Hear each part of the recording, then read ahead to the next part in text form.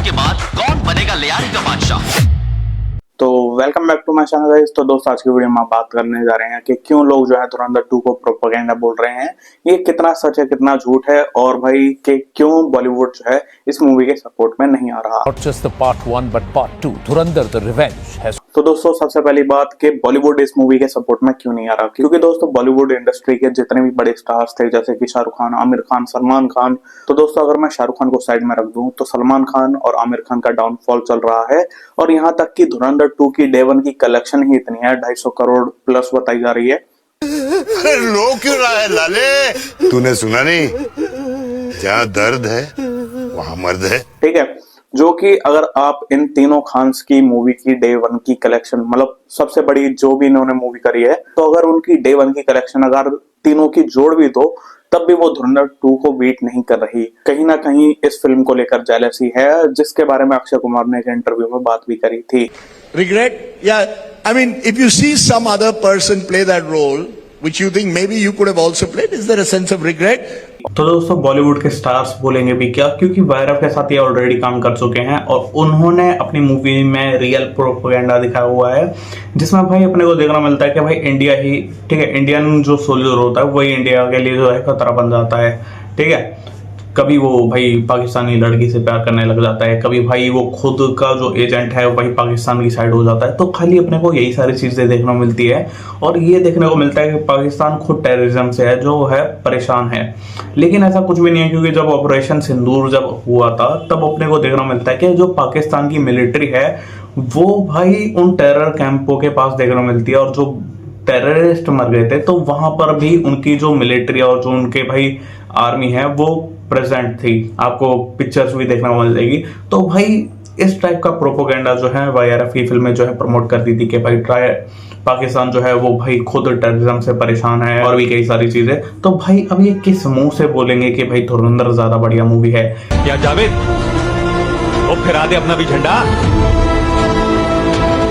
लेकिन इस मामले में मैं सबसे ज्यादा भाई अगर किसी को अप्रिशिएट करना चाहूंगा तो वो है जूनियर एनटीआर, क्योंकि वो स्पाई यूनिवर्स का पार्ट होते हुए भी उन्होंने इस मूवी को बहुत ज्यादा बढ़िया रिव्यू दिया है।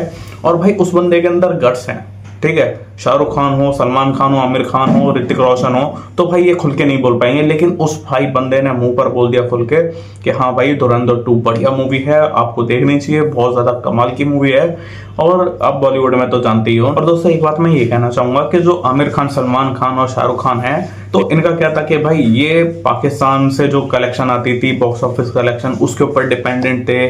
ठीक है, जो गल्फ जो कंट्रीज हो गई जैसे कि भाई सऊदी अरेबिया हो गया, ओमान हो गई, कतर हो गया, तो उन पर भी डिपेंडेंट थे। ठीक है, इन्होंने कभी ये नहीं सोचा कि भाई इंडिया से या फिर बाकी अमेरिका वगैरह इन सब ओवरसीज की मार्केट से भी ये कलेक्शन अच्छी खासी कर सकते हैं और बढ़िया मूवी अगर बनाए तो। लेकिन ये भाई जो है कुछ इस टाइप का बैलेंस करके चलते थे कि भाई ये हम ऐसी मूवी बनाते हैं जो पाकिस्तान को भी पसंद आए, ठीक है, ओमान को भी पसंद आए, सऊदी अरेबिया को भी पसंद आए, इंडिया को भी पसंद आए और भाई बाकी सब जगह भी पसंद आए, जबकि रियलिटी वैसी कभी थी ही नहीं। लेकिन दोस्तों धुरंधर ने ये चीज कंप्लीटली ब्रेक कर कर दिखा दिया है कि देखो चाहे मूवी पाकिस्तान में बैन हो या गल्फ कंट्रीज में बैन हो, लेकिन फिर भी इस मूवी में इतना पोटेंशियल है कि खाली इंडिया के अंदर से ही बहुत तगड़ी कलेक्शन कर सकती है। और बाहर के लोग भी भाई, बाहर के प्रेसिडेंट, बाहर के फॉरेन रिव्यूअर्स भाई इस मूवी को देखकर पागल हुए पड़े हैं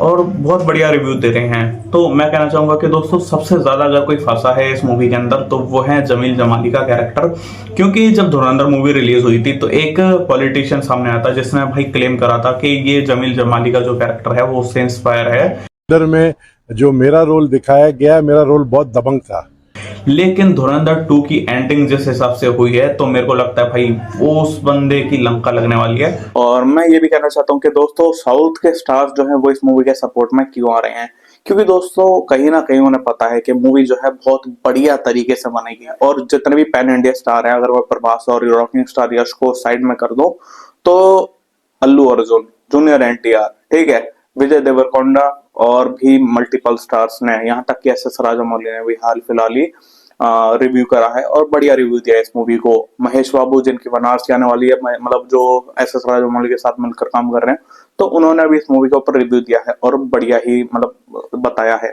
और क्यों लोग इस मूवी को प्रोपेगेंडा बोल रहे हैं, क्योंकि दोस्तों इस मूवी के अंदर 10 मिनट कुछ ऐसे हैं जिसके अंदर आपको बीजेपी टाइप का एंगल देखने को मिलेगा। लेकिन क्या आपने सोचा है कि इन आतंकियों को पैसा कहां से मुहैया होता है? सीमा पार के हमारे शत्रु जाली नोटों के जरिए, नकली नोटों के जरिए अपना धंधा भारत में चलाते हैं और यह सालों से चल रहा है। जैसे कि नरेंद्र मोदी या फिर आतिक अहमद की डेथ। अब देखो दोस्तों, मेन चीज ये है कि अगर नरेंद्र मोदी को थोड़ी देर के लिए स्क्रीन पर दिखाना, मैं ये नहीं कह रहा कि भाई एक्चुअल में बंदा आ गया था, जो वो नोटबंदी वाला सीन है तो उसको लेकर जो है उसकी एक स्टेटमेंट देखने को मिलती है, जो कि अपने को पार्ट 1 में ही पता चल गया था कि ये सीन जो है अपने को पार्ट 2 में देखने को मिलेंगे ही। तो हम इसको पहले से जानते थे, तो ऐसा तो है नहीं कि भाई कोई सरप्राइज वाली बात हो गई। और दूसरी बात ये है कि मान लो अगर दिखा भी दिया, तो अगर तुम इसे प्रोपेगेंडा बोल रहे हो, तो भाई माय नेम इज खान एक मूवी आई थी शाहरुख खान की, उसमें भाई बाराक ओबामा को दिखाया गया था, तो वो क्या वो प्रो यूएस मूवी नहीं थी? Good. Can I have your number, please? Thank you, Mr. President. तो मैं ये कहना चाहता हूँ कि कई बार ऐसा हुआ है कि जो पीएम होते हैं, ठीक है, जो कंट्रीज के पीएम होते हैं, तो उनके कुछ विजुअल्स जो हैं वो देखने को मिलते हैं मूवी में, और ये इंडिया में पहली बार नहीं हो रहा, ठीक है, पहली बात ये हो गई। दूसरी बात कि न्यूजीलैंड, ऑस्ट्रेलिया, यहाँ तक कि जो अपना यूक्रेन जो है, ठीक है, जो रशिया से वॉर कर रहा है, तो उसमें भी ये चीजें देखने को आपको मिलती है कि भाई कई बार जो है जो पीएम है वो एक मूवी में पेयर होता है। यहाँ तक कि जो जेलेंस्की है, जो यूक्रेन का पीएम है, वो तो खुद एक एक्टर रह चुका है। Before he was president of Ukraine, he was just an ordinary guy who played the president of Ukraine. Vasily, a high school teacher, unexpectedly catapulted to power. तो ये चीज काफी हद तक नॉर्मल है। अब आप इस चीज को लेकर कैसे देख रहे हो, कोई आइडिया नहीं। आतिक अहमद एक यूपी का गैंगस्टर था जो भाई लैंड ग्रैबिंग करा करता था, जिसके ऊपर 100 से ज्यादा जो है केस फाइल हो रखे थे, और कई बार मतलब बंदे की पावर इतनी ज्यादा थी, जो कोर्ट के जो जज होते थे, तो वो भी भाई कई बार जो है इस केस को लेने से ही मना कर देते थे।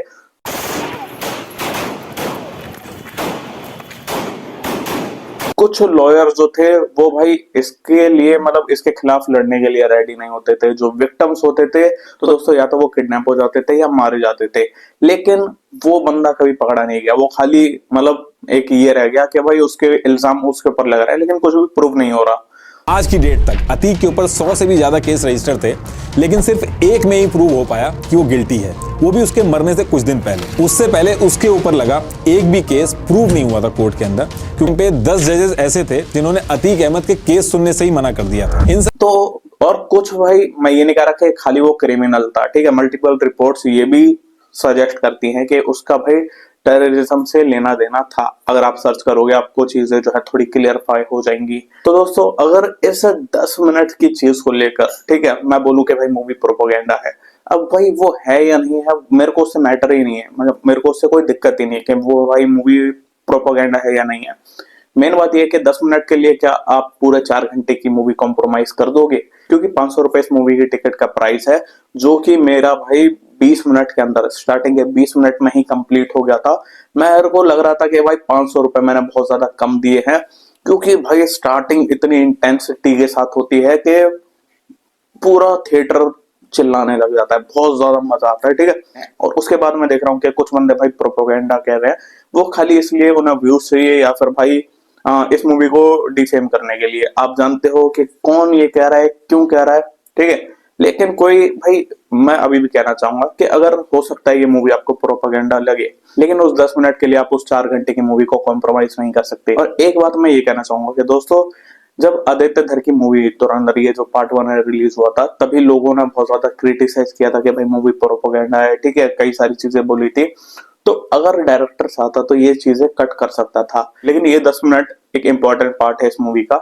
तो डायरेक्टर के अंदर भी भाई कूदा था, वो डरता नहीं था किसी से, तो उसने भाई वो सीन एज इट इज रहने दिए, क्योंकि भाई वो इंपॉर्टेंट पार्ट है, उसे आप नहीं हटा सकते। और इंडिया में लोग इसे प्रोपेगेंडा बोल रहे हैं, लेकिन अगर आप दूसरी कंट्रीज की बात करो, ठीक है, तो मैं पहली बार देख रहा हूँ कि जो फॉरेनर खाली रिएक्शन देते थे, ठीक है, मूवीज पे यूट्यूब पे रिएक्शन दे दिए, कई सारी चीजें, वो लोग भाई रिव्यू दे रहे हैं इस मूवी का रिव्यू कर रहे हैं वो। और भाई मल्टीपल आपको ऐसे चैनल मिल जाएंगे, मल्टीपल वीडियोस मिल जाएंगे जिसमें फॉरेन कंट्रीज के लोग जो है बहुत ज्यादा खुश हैं। भाई वो कह रहे हैं ऑस्कर दे दो इस मूवी को, व्यूज के लिए नहीं, उन्होंने रेफरेंस भी दिया कि भाई उन्होंने जो गैंगस्टर टाइप की मूवी देखी थी हॉलीवुड की गॉडफादर, तो ये भाई उससे लाख गुना ज्यादा बढ़िया है। एक बात ये भी सामने आती है कि दोस्तों जो फिनलैंड का पीएम था, ठीक है, तो उसके बेटे ने उसे सजेस्ट करा कि आपको धुरंधर मूवी देखनी चाहिए, और वो भाई बंदे के रिएक्शन का भी चेक करना।